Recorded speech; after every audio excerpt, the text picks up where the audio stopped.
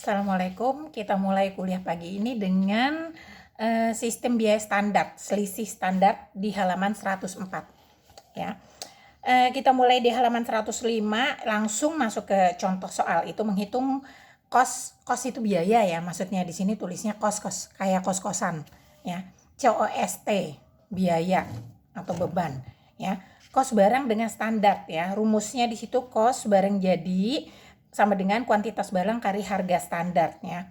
Di sini kos barang dalam proses sama dengan kuantitas barang kali persentase penyelesaian kali harga standar. Nah, kita lihat di contoh soal PT Anissa Wibowo menggunakan sistem kos standar dalam menghitung biaya produksi ya. Di sini untuk membuat 1 unit barang bahan bakunya 2.500, tenaga kerjanya 2.000, overhead pabriknya 600, totalnya 5.100. Ini overhead pabriknya harusnya menggeser ke kanan ya. Nah, terus apabila laporan fisik menyatakan bahwa pada akhir periode menghasilkan 2.000 unit barang jadi dan 300 unit masih dalam proses dengan persentase penyelesaian bahan baku 100%, konversi 40%. Konversi apa tadi? Kemarin biaya tenaga kerja dan overhead pabrik ya. Jadi jawabannya kos barang jadi itu 2.000 unit ya, menghasilkan 2.000 unit kali 5.100 totalnya, total biayanya. 5.100 sama dengan 10.200. Nah, kalau perhitungan barang dalam prosesnya, bahan dalam prosesnya di situ bahan bakunya. Nah, bahan baku kan di sini 300 masih dalam proses ya, 300 kali 100% tingkat penyelesaiannya kali 2.500 biaya bahan baku sama dengan 750. Terus kalau tenaga kerja 300 kali 40% kali tenaga kerjanya 2.000. Kalau overhead pabrik 300 kali 40% kali overhead pabriknya 600. Jadi totalnya 750 tambah 240 tambah 72.000 sama dengan 1.062.000 ya. Nah, itu untuk yang pertama. Berikutnya standar bahan baku. Kita langsung ke halaman 106 yang paling bawah ya, yang contoh rumus. Nah, di rumus itu standar biaya bahan sama dengan standar kuantitas kali standar harga bahan ya. Standar kuantitasnya 3 ons. Terus standar harga bahannya 300 ya. Di sini di contohnya di bawah 3 ons.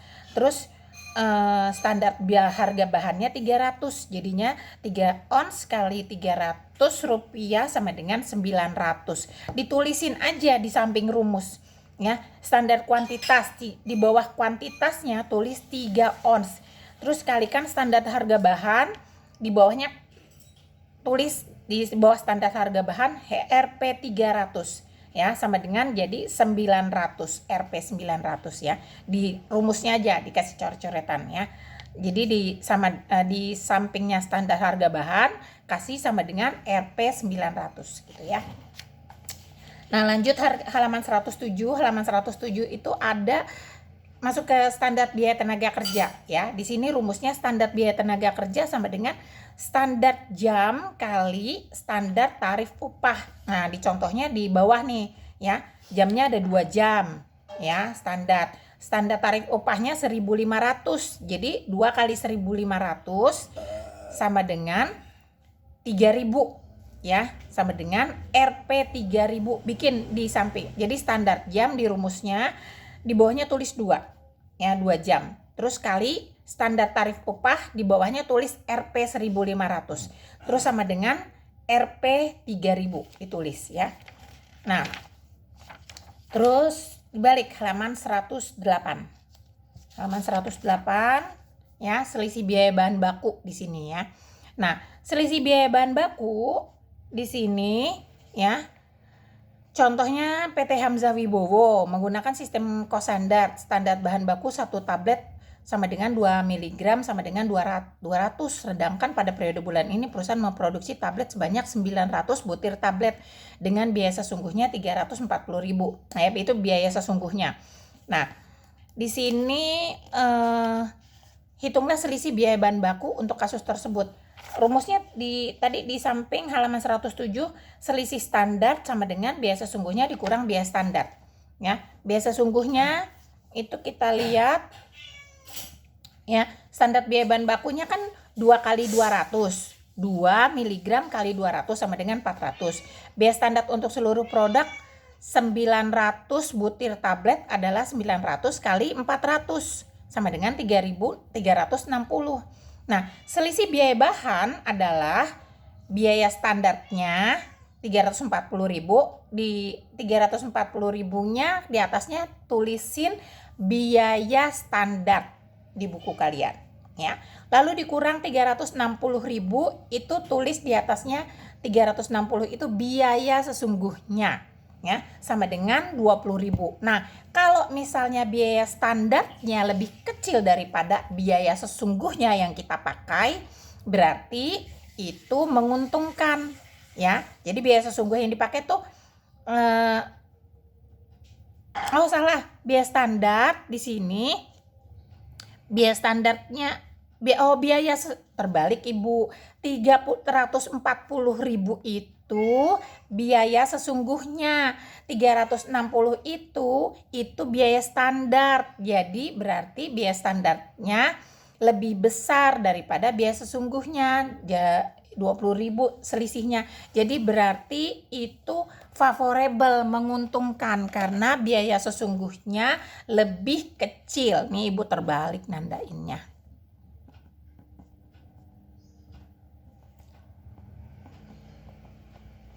Ya.